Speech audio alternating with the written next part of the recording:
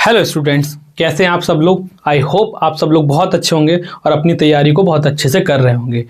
Last video lecture में हमने discuss किया था मोनोक्लोनल एंटीबॉडीज़ के बारे में, उसके अलग अलग कॉन्सेप्ट को समझा था। हाइब्रिडोमा टेक्नोलॉजी से हम जो मोनोक्लोनल एंटीबॉडीज़ हैं उनको कैसे बनाते हैं, पॉलीक्लोनल एंटीबॉडीज़ क्या होती हैं, डिफरेंट क्लासिफिकेशन हम कैसे करते हैं उनके ओरिजिन के बेसिस पर, सोर्सेस क्या होते हैं आपके मोनोक्लोनल एंटीबॉडीज़ के जिससे मोनोक्लोनल एंटीबॉडीज़ बनाई जाती हैं। आज का ये वीडियो लेक्चर जो है आपके लिए बहुत ज़्यादा इंपॉर्टेंट होने वाला है, क्योंकि हम इसमें उन सारी मोनोक्लोनल एंटीबॉडीज़ को क्लासीफाई करेंगे कि कौन कौन सी डिजीज़ कंडीशन में वो दी जाती हैं, क्या उनके स्पेसिफिक नाम है, कौन कौन से उनके स्पेसिफिक टारगेट है। इस लेक्चर को देखने के बाद आप चाहे रेलवे की तैयारी कर रहे हो, आरआरबी फार्मासिस्ट की तैयारी कर रहे हो, जीपेट की तैयारी कर रहे हो, आपका एक ना एक क्वेश्चन इन मोनोक्लोनल एंटीबॉडीज से आएगा ही आएगा। साथ ही साथ उन एंटीबॉडीज़ के अलावा हम इसमें कुछ पीवाईक्यूज भी डिस्कस करने वाले हैं जो कि फार्मासिस्ट या जीपेट के एग्जाम में पूछे गए हैं। तो लेक्चर शुरू करते हैं। देखिए, मोनोक्लोनल एंटीबॉडीज़ के बारे में हमने बताया था कि एक ही क्लोन से बनने वाली वो एंटीबॉडीज़ जो अपने स्पेसिफिक सिलेक्टिव टारगेट्स पर काम करती हैं। जैसे कि अगर सिंपल लैंग्वेज में हम कहें, एक टारगेटेड स्नाइपर जो एक ही स्पेसिफिक पर्सन को जाके एक ही उसका स्पेसिफिक टारगेट होता है। कुछ कॉन्सेप्ट आपको समझने हैं, जैसे कि ये मोनोक्लोनल एंटीबॉडी का स्ट्रक्चर है। अब इस स्ट्रक्चर में दो पार्ट आपके ये वाई शेप का होता है। ये जो पर्टिकुलर रीजन होता है उसको हम बोलते हैं फैब रीजन। फैब बोले तो फ्रेगमेंट एंटीजन बाइंडिंग, यानी कि ये जो रीजन है रिस्पॉन्सिबल होता है किसी भी एंटीजन को आइडेंटिफाई करने में और उससे बाइंड करने में। दूसरा है आपका ये एफसी रीजन। ये क्या होता है? Fragment crystallizable region. ये क्या करेगा? वापस हेल्प के लिए, बैकअप के लिए काम करता है, इंटैक्ट करता है इम्यून सेल से कंप्लीट सिस्टम। जैसे कि मान लेते हैं एक आपका एंटीना टाइप का जो गया है उससे जाके जुड़ जाएगा, और दूसरा जो पर्टिकुलर पार्ट है वो क्या करेगा? सेंड करेगा वापस सिग्नल, जिससे कि और भी मोनोक्लोनल एंटीबॉडीज आए। उन्होंने ये कहा है कि हमने एंटीजन ढूंढ लिया और उसको न्यूट्रलाइज कर दें, किल कर दें। ये सारी की सारी चीजें आपके दिमाग में आनी चाहिए इस पर्टिकुलर डायग्राम से। अब बात करते हैं जो कि इस वीडियो लेक्चर का सबसे ज्यादा इंपॉर्टेंट पार्ट है कि आपकी मोनोक्लोनल एंटीबॉडीज जो हैं वो कौन कौन सी डिजीज कंडीशन में यूज की जाती हैं, कहां कहां पर ये काम करती हैं। हम उनके मैकेनिज्म को समझेंगे, साथ ही साथ इनकी पर्टिकुलर काम को भी समझेंगे।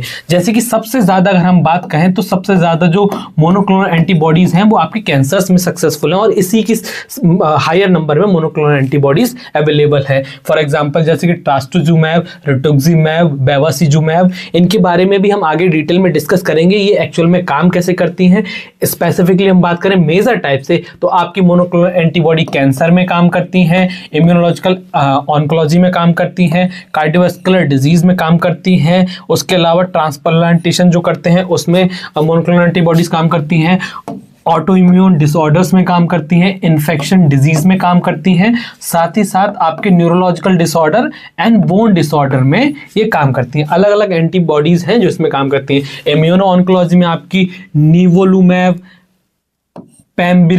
पैम्ब्रिलीजुमैब, इसके अलावा कार्डियोवैस्कुलर में आपकी एलिरोक्यूमैब, एवोलोक्यूमैब, ट्रांसप्लांटेशन में आपकी बेसिलिजिमैब आती है, म्यूरोमोनैब आती है। इसके अलावा ऑटोइम्यून डिजीज में आपने जो इनके कॉमन नाम सुन रखे होंगे, अडालिमुमैब, इन्फ्लिक्सिमैब। इसके अलावा इन्फेक्शन कंडीशन में आरएसबी हो गया, कोविड-19 हो गया, उन सब में यूज किया था पालिविजुमैब, कैजिरिवीमैब, और न्यूरोलॉजिकल डिसऑर्डर में नेटालिजुमैब, एर्नेनुमैब, बोन डिसऑर्डर में आपके डेनिसुमैब, रोमोजुमैब, ये आती हैं। इनके बारे में हम एक एक करके देखेंगे कौन कौन सी एंटीबॉडीज जो है कैसे कैसे काम करती हैं। चलिए बात कर लेते हैं मेजर कैंसर के अंदर कौन कौन से स्पेसिफिक कैंसर में कौन कौन सी मोनोक्लोनल एंटीबॉडीज काम करती हैं।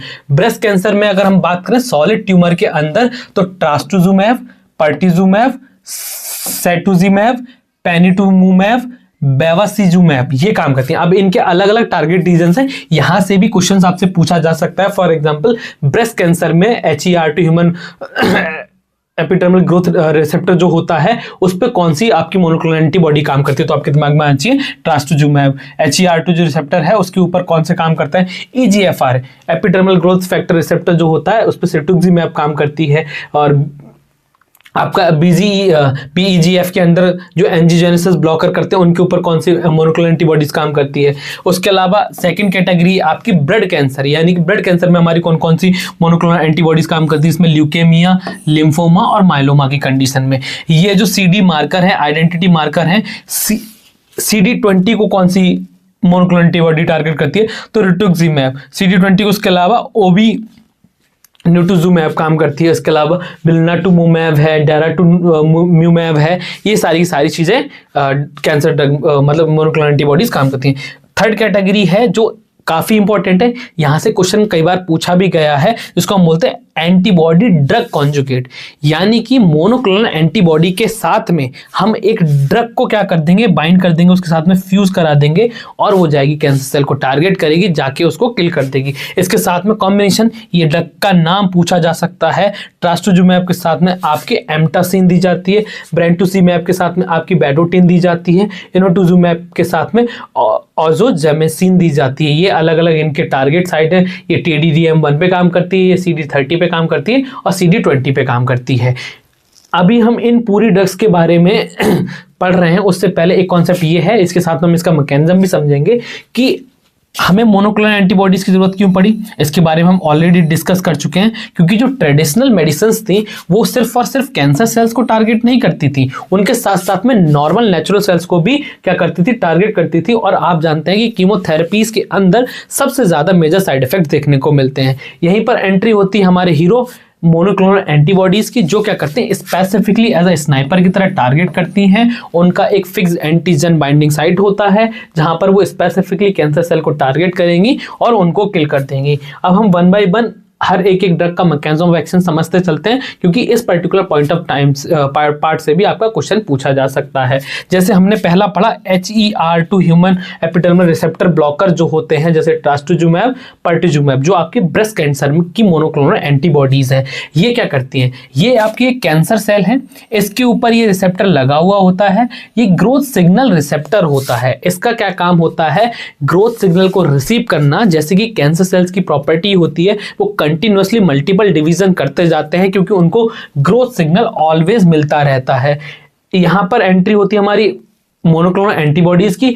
ये जाते हैं, इस रिसेप्टर से बाइंड करते हैं और उस ग्रोथ सिग्नल को क्या कर देते हैं, ऑफ कर देते हैं, जिससे ग्रोथ सिग्नल रिसीव नहीं होता और कैंसर की सेल जो है डिवाइड नहीं करती हैं। इसके अलावा आपकी EGFR, ये भी आपके कोलोन कैंसर में काम करते हैं। एपिडर्मल ग्रोथ फैक्टर रिसेप्टर, यहां पर कहने का मतलब ये है, ये भी एज अ सिग्नल रिसीव करते हैं कोलोन रीजन में, ताकि जो कैंसर सेल है वो ग्रो कर पाए। इसको ब्लॉक कर देती है आपकी सिटुक्सिमैब, पैनिट्यूमुमैब। अब है ये ग्रोथ को लॉक कर देंगे, जिसकी वजह से सेल डिवीजन रुक जाएगा। अब दूसरी है हमारी BEGF इनहिबिटर्स। सबसे ज्यादा इंपॉर्टेंट इसको मान सकते हैं, क्योंकि यहां पर देखिए कैंसर सेल को डिवाइड करने के लिए चाहिए होता है न्यूट्रिशन। न्यूट्रिशन उनको मिलेगा ब्लड सप्लाई से, ब्लड वेसल्स से। तो जब भी कैंसर सेल डिवाइड कर रही होती हैं तो न्यू ब्लड वेसल्स बनती रहती हैं, जिससे क्या है, कैंसर सेल्स को न्यूट्रिशन मिल सके। ये एंटीबॉडीज क्या करती हैं, बेवासीजुमैब, जाती हैं और उन बनने वाली न्यू ब्लड वेसल्स को बनने नहीं देती, यानी कि एंटी एंजियोजेनिक प्रॉपर्टी इनकी होती है, ब्लॉक कर देती हैं इस पर्टिकुलर प्रोसेस को, जिसकी वजह से कैंसर सेल को क्या होता है, न्यूट्रिशन नहीं मिल पाता है। Due to nutrition deficiency, starvation से उनकी डेथ हो जाती है। नाम याद रखिएगा, बेवासीजुमैब, ये है आपकी BEGF इनहिबिटर। मेजर में हम समझ लेते हैं, हमने अलग अलग कैंसर मोनोक्लोनल एंटीबॉडीज के बारे में देखा। HER2 के बारे में हम देख सके कि ये ग्रोथ सिग्नल को ब्लॉक कर देती है, जिसकी वजह से कैंसर का जो प्रोलिफरेशन है, डिवीजन है, वो रुक जाता है। वेस्कुलर एंडोथेलियल ग्रोथ रिसेप्टर जो आपका है, जिसमें एंजियोजेनेसिस हो रही थी, यानी कि ब्लड सप्लाई बन रही थी, यहां पर ये जाएंगी, इस ब्लड सप्लाई को कट कर देंगे। Because of that cancer cells को न्यूट्रिशन नहीं मिलेगा और उनकी डेथ हो जाएगी। CD20 में क्या होगा कि कुछ जो कैंसर सेल्स होती हैं वो क्या करती हैं, हमारा इम्यून सिस्टम रिस्पॉन्सिबल होता है ये आइडेंटिफाई करने में कि कौन सी सेल नॉर्मल है, कौन सी कैंसर सेल है। इसीलिए वो एक आईडी टाइप की दे देता है उन सेल्स को, जिससे आइडेंटिफाई वो कर पाए कि कौन सी सेल नेचुरल है और कौन सी कैंसर है। यहाँ पर क्या है, कैंसर सेल बहुत चालाक होते हैं, तो क्या है वो एक फेक आईडी टाइप की बना लेते हैं, जिससे इम्यून सिस्टम उनको आइडेंटिफाई ना कर पाए। इसी पर्टिकुलर पॉइंट ऑफ टाइम को CD20 में या हमारी जो मोनोक्लोनल एंटीबॉडीज हैं वो जाती हैं, उनको हाईलाइट कर देती हैं, उनके ऊपर मार्क लगा देती हैं, जिससे हमारा इम्यून सिस्टम उनको देख लेता है और उनको किल कर देता है। अलग अलग मार्कर में काम करते हैं, जैसे CD20 में आपकी रिटुक्सिमैब है, CD38 में आपकी डैराटुमुमैब है, ये काम करती है, माइलोमा की कंडीशंस वगैरह में होती हैं। यहाँ पर जो एग्जांपल आपको याद रखने की जरूरत है, जहाँ से क्वेश्चन पूछे जाते हैं, जैसे कि CD19 से आपकी बिलिनाटुमुमैब आती है, जो कि ल्यूकेमिया की कंडीशन में यूज करते हैं हम। और उसके अलावा CD19 वाली जो कंडीशन है उसमें आपकी CD30 में ब्रेंटुजिमैब बैलोडिन के साथ में दी जाती है, antibody drug conjugate monoclonal antibody. CD22 यहाँ पर इनाटुजुमैब ओजोजेमेसिन के साथ में दी जाती है, ये भी ADC कॉन्जुगेट ड्रग है, आप मोनोक्लोनल एंटीबॉडी है आपकी। अब नेक्स्ट अगर हम बात करें यहाँ पर टारगेटेड इम्यूनोथेरेपी, CD20 वाले सीन को हम थोड़ा सा डिटेल में समझ लेते हैं कि कैसे काम करते हैं। जैसे कि ये आईडी कार्ड दे दिया सेल को, जिससे क्या है हमारा इम्यून सिस्टम उसको देख के पहचान सकता है कि हमारी नॉर्मल सेल है, नेचुरल सेल है। बट यहां पर क्या है कि ये एंटीबॉडीज जाती हैं उस पर्टिकुलर कैंसर सेल को क्या करती हैं, आइडेंटिफाई कर देती है, उसमें मार्क लगा देती है, जिससे हमारा इम्यून सिस्टम आएगा और उसको किल कर देगा। क्लियर है यहां तक? ऐसे ही जो कैंसर सेल होती हैं वो प्रोटेक्टिव मास्क लगा के रहती हैं, जिससे क्या है हमारा इम्यून सिस्टम उसको आइडेंटिफाई नहीं कर पाए। मोनोक्लोनल एंटीबॉडी उसको अनमास्क कर देती है, जिसकी वजह से हमारा इम्यून सिस्टम उसको आइडेंटिफाई कर लेता है और उनको किल कर देता है। ऐसे अलग अलग तरीके से आपकी ये काम करती है। जो आपके लिए इंपॉर्टेंट है वो है CD20 जब भी कहीं क्वेश्चन में दिखाई दे तो आपके दिमाग में आना चाहिए रिटुक्सिमैब लिम्फोमा की कंडीशन में यूज की जाती है। CD19 CD52 भी काफी इंपॉर्टेंट है, बिलिनाटुमुमैब और एलिमेटिजुमैब, ये सारी की सारी यूज की जाती हैं। इसी में और मेजर तरीके से बताया गया कि पर्टिकुलर सेल्स में फ्लैग टाइप से बना दो, जिससे क्या उस कैंसर सेल्स को हम आइडेंटिफाई कर पाएं और उसको डिस्ट्रॉय कर दें। क्लियर है? एक कॉन्सेप्ट ये आपको समझना है, एंटीबॉडी ड्रग कॉन्जुगेट ADC। यहां पर एक सिंपल सा कॉन्सेप्ट समझिए, आपकी मोनोक्लोनल एंटीबॉडी, उसके साथ में आपने एक ड्रग को अटैच कर दिया। सपोज करिए कि आपकी जो मोनोक्लोनल एंटीबॉडी है वो एक टैक्सी की तरह है, जो कि कैरी कर रही है क्या, आपकी ड्रग। अब क्या होगा, इसके पास ये अपनी इसकी बाइंडिंग साइड है, ये एंटीजन को ढूंढेगी, उसके साथ में बाइंड करेगी और यहाँ पर ड्रग को रिलीज कर देगी। ड्रग जाएगी सेल के अंदर, जाके बॉम्ब की तरह ब्लास्ट कर देगी। स्पेसिफिक किसी और सेल्स पे नहीं जाएगी, डायरेक्टली एक्ट करेगी आपकी कैंसर सेल पर। वहां पर जाने के बाद उससे बाइंड करेगी और ड्रग को रिलीज कर देगी, जिसकी वजह से क्या होगा, कैंसर सेल वहीं पर स्पेसिफिक कंडीशन में डिस्ट्रॉय कर दिया जाएगा। यहाँ पर सिलेक्टिविटी काफी ज्यादा होती है, क्योंकि मोनोक्लोनल एंटीबॉडीज का जो फेवरिजन होता है वो स्पेसिफिक एंटीजन के साथ ही बाइंडिंग कर सकता है। क्लियर है यहां तक? इसके लिए आपको एग्जांपल याद रखना है, ADC कॉन्जुगेट्स में आपकी ट्रास्टुजुमैब के साथ में दी जाती है एम्टासिन, काफी इंपॉर्टेंट है। टारगेट इसका रहता है TDM1 और ब्रेंटुजिमैब के साथ में आपकी बेडोटिन दी जाती है, जो कि CD30 को टारगेट करती है।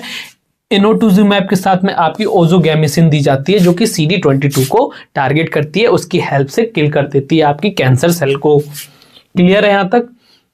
कुछ और जो हमने देखा, मोनोक्लोनल एंटीबॉडीज अलग अलग कंडीशन में यूज की जाती हैं, वो है आपकी इम्यूनो ऑन्कोलॉजी। यहां पर कहने का सिंपल सा मतलब ये है कि ऐसी मोनोक्लोनल एंटीबॉडीज जो डायरेक्टली कैंसर सेल्स को किल नहीं कर सकती, न्यूट्रलाइज नहीं कर सकती, बट हमारे इम्यून सिस्टम को वो हेल्प करती हैं, जिससे इम्यून सिस्टम आइडेंटिफाई कर पाए उन कैंसर सेल्स को और उनको किल कर दे। Natural killer cell and cell जाएंगी और उनको किल कर देंगे, जैसे कि PD1 inhibitors, nivolumab, pembrolizumab, PD-L1 inhibitors, atezolizumab और डुर्वालुमैब।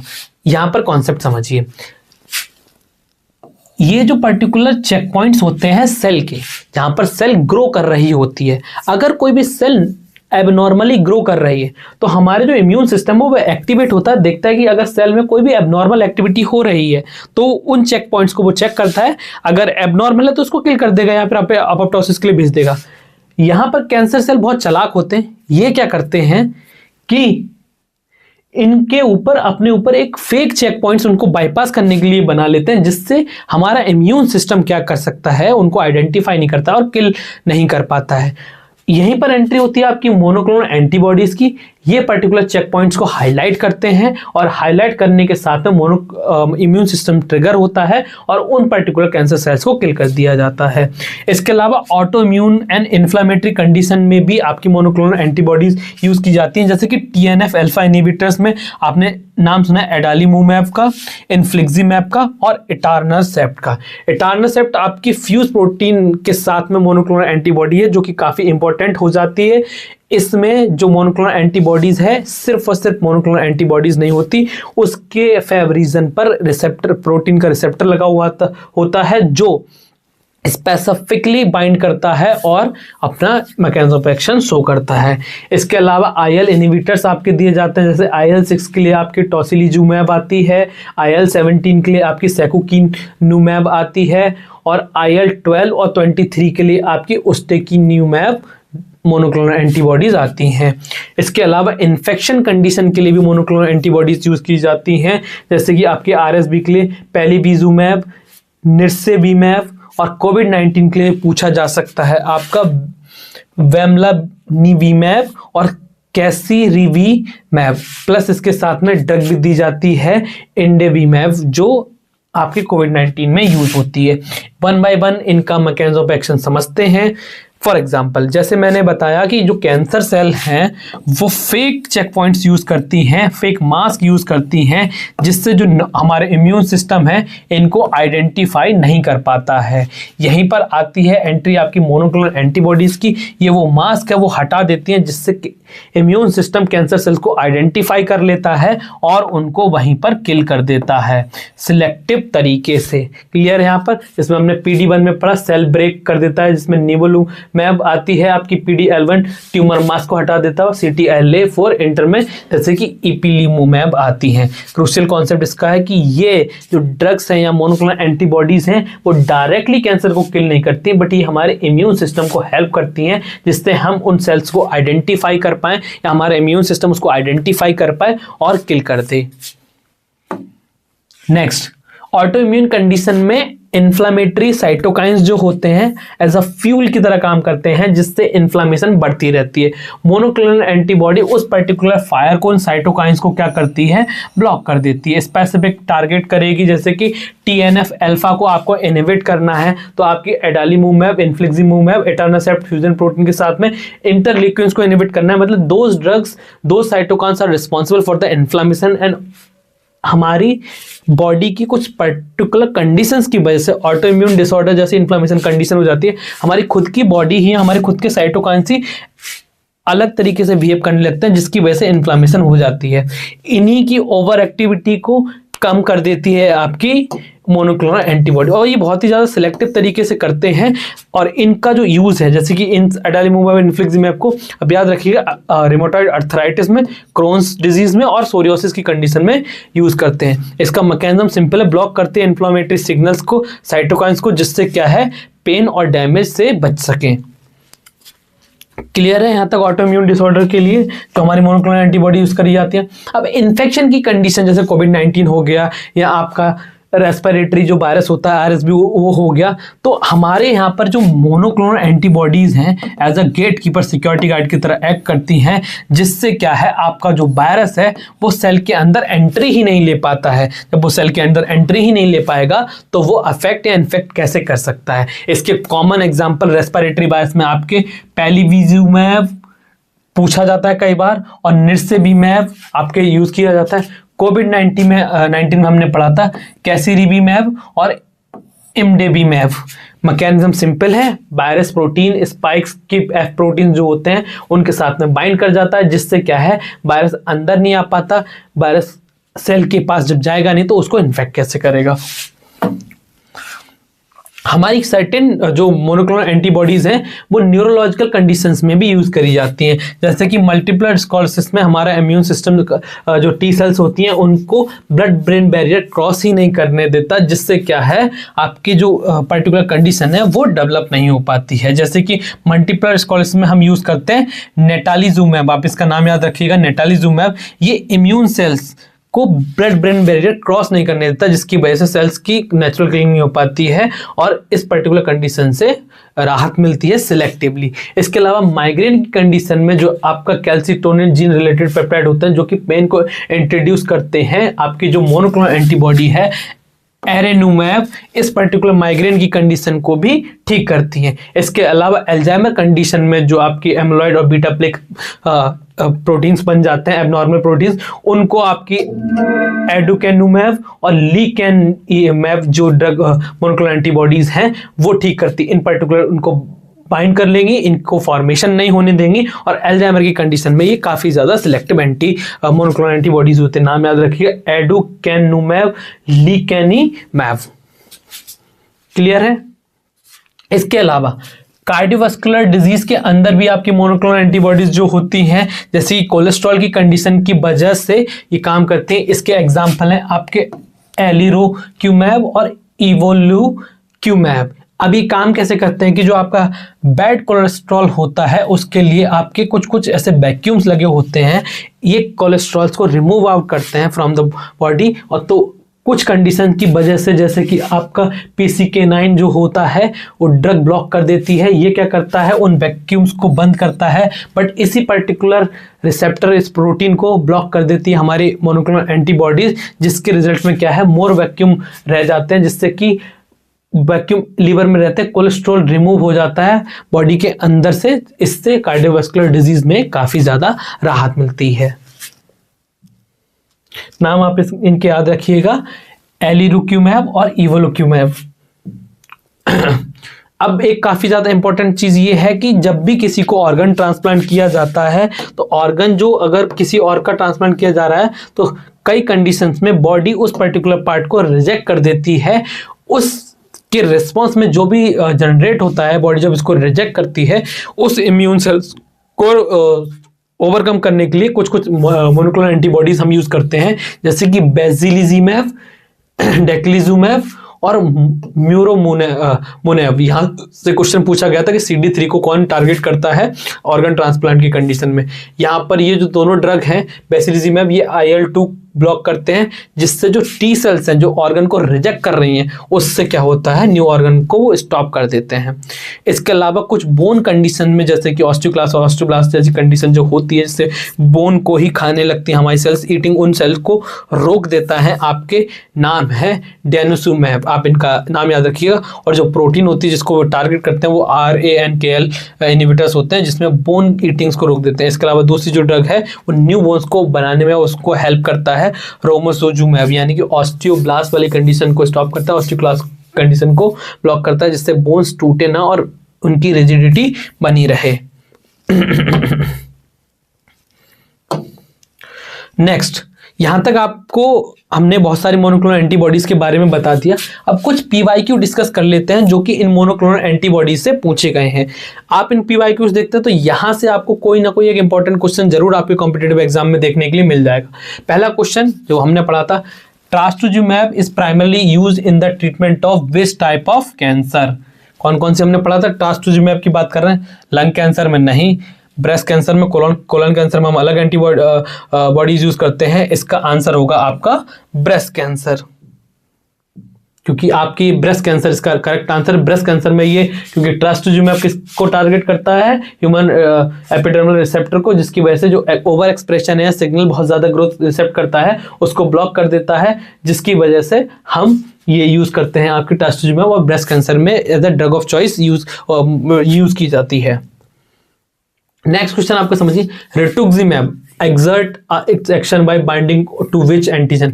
रिटुक्सिमैब के बारे में मैंने बताया था किस पर्टिकुलर एंटीजन के साथ में बाइंड करती है, CD3 नहीं, CD19, CD20। ये पर्टिकुलर इसको टारगेट करती है और वहां से अपना एक्शन प्रोड्यूस करती है। CD20 एंटीजन को बाइंड करती है ऑन बीटा लिम्फोसाइट, जिससे बीटा सेल्स उसको डिस्ट्रॉय कर देती है। लिम्फोमा और ल्यूकेमिया की कंडीशन में यूज किया जाता है। जहां पर भी मैंने बोला था रिटुक्सिमैब आए, आपके दिमाग में तुरंत आना चाहिए CD20। Next question, which monoclonal antibodies act as an anti VEGF. मैंने BEGF बोला था ना, वैस्कुलर एंडोथेलियल ग्रोथ रिसेप्टर के लिए कौन सी मोनोक्लोनल एंटीबॉडी? रिटुक्सिमैब नहीं, बेवासीजिमैब, पैनिटुमैब या ट्रास्टुजिमैब। ट्रास्टुजिमैब आपके एचआर की अभी जस्ट हमने देखा। बेवासीजिमैब करेक्ट ऑप्शन इज बी। ये टारगेट करती है वैस्कुलर एंडोथेलियल ग्रोथ फैक्टर को। ये क्या करती है कि जो भी नई ब्लड वेसल्स बन रही है, एंजियोजेनेसिस हो रही है, उसको रोक देती है, जिसकी वजह से जो कैंसर सेल्स हैं वो स्टार्वेशन की वजह से उनकी डेथ हो जाती है। नेक्स्ट क्वेश्चन हम देखेंगे, palivizumab is used for the prevention of infection cause by. Palivizumab मैंने बताया था किस पर्टिकुलर कंडीशन में दी जाती है? इन्फ्लुएंजा वायरस हमने नहीं देखा था, HIV वायरस में नहीं, कोरोना वायरस में नहीं, आपकी ये यूज की जाती है option number C, respiratory syncytial virus में, यानी कि RSV वायरस के अंदर।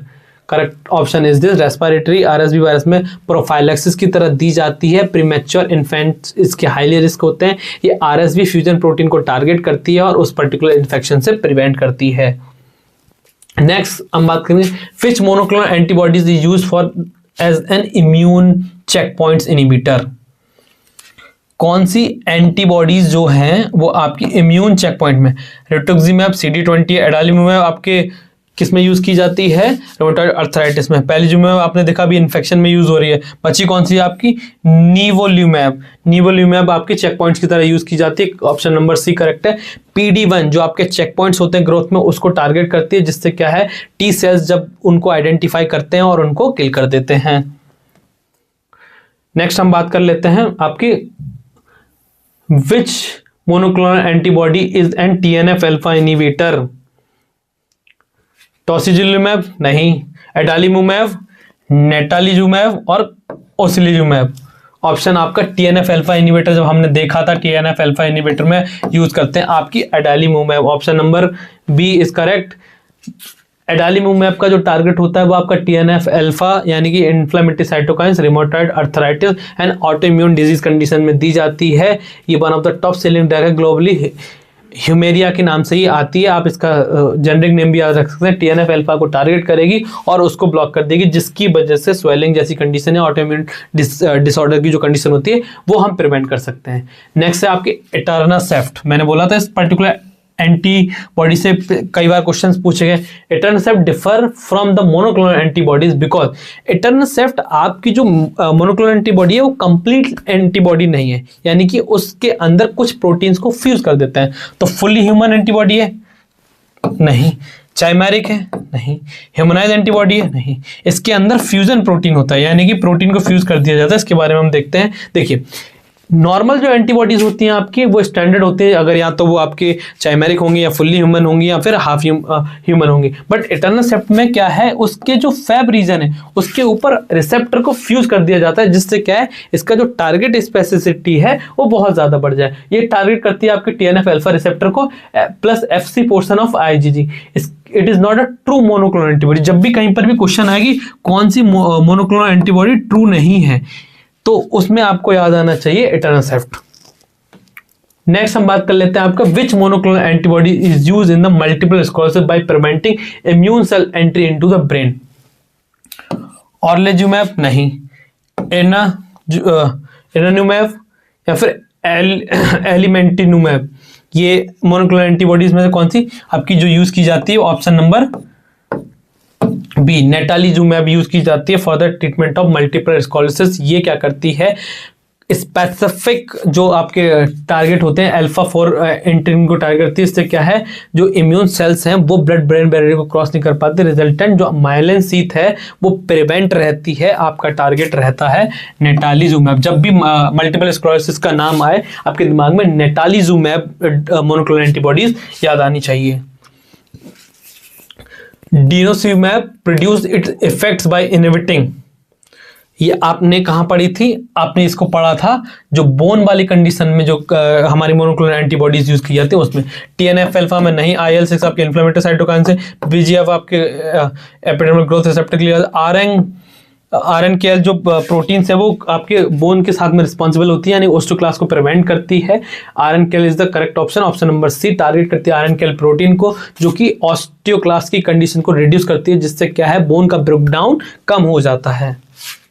नेक्स्ट हम बात करेंगे alirocumab and evolocumab are use in the treatment of hypertension की कंडीशन में, डायबिटीज मेलाइटस की कंडीशन में, या हार्ट फेलियर की कंडीशन में। हमने पढ़ा था कोलेस्ट्रॉल के फ्यूजन को बढ़ाने वाली ये जो है उनको वो काम करते हैं, तो इसके लिए ये यूज करी जाती है हाइपर कोलेस्टेरिमिया की कंडीशन में। ये टारगेट करती हैं आपके PCSK9 एंजाइम को, जिससे क्या उसको ब्लॉक कर देती है, जो वैक्यूम्स है वो बहुत ज्यादा बढ़ जाते हैं, इससे हम बैड कोलेस्ट्रॉल को रिमूव आउट कर पाए। Increase the LDL receptor on the liver cell, जिससे ब्लड जो बैड कोलेस्ट्रॉल है उसको लोअर कर पाए, यानी कि नेक्स्ट हमारा क्वेश्चन है which monoclonal antibodies use for the Alzheimer disease by targeting amyloid beta plaques. Erenumab wrong option. Tocilizumab आपने इन्फेक्शन वाली कंडीशन पढ़ा था। सेक्यूकिनिमैब आपने अलग कंडीशंस के लिए पढ़ा है। इसका करेक्ट ऑप्शन है लीकानिमैब। लीकानिमैब एक डायरेक्टली आपको टारगेट करता है एमलॉइड बीटा प्लेक को ब्रेन के अंदर, जिससे क्या है उनका क्लियरेंस को वो प्रमोट करता है, जिससे कॉग्निशन जो डिक्लाइन है उसको स्लो कर देता है। जहां पर भी अल्जाइमर का नाम है आपके दिमाग में आना चाहिए lecanemab. Basiliximab is use mainly in the cancer chemotherapy, autoimmune disease or organ transplantation.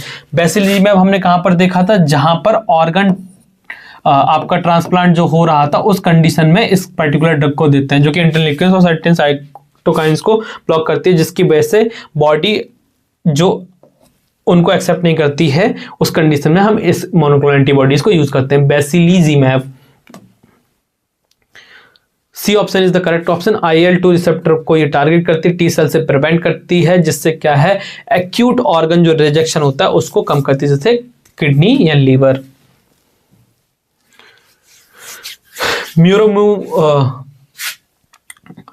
म्यूरोमोनैब CD3 cause immunosuppression by, कैसे ही काम करेंगे?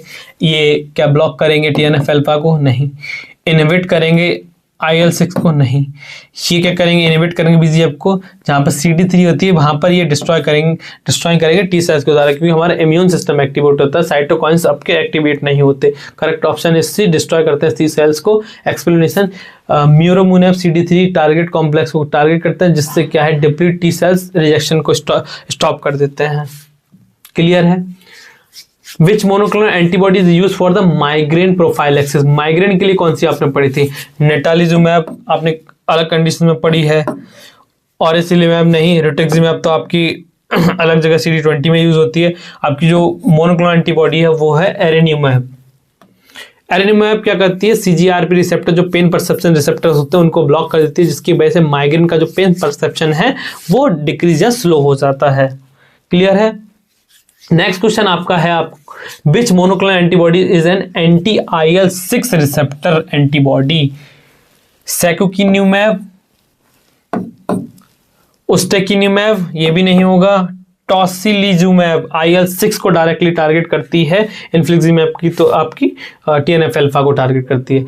टॉसिलिजुमैब जो है वो IL-6 के रिसेप्टर को टारगेट करती है। रेमोटॉइड अर्थराइटिस की कंडीशन में हम इसको यूज करते हैं। ये इन्फ्लामेटरी साइटोकाइंस IL-6 को ब्लॉक कर देती है, जिसकी वजह से जो इन्फ्लामेटरी की कंडीशन है वो स्लो हो जाती है।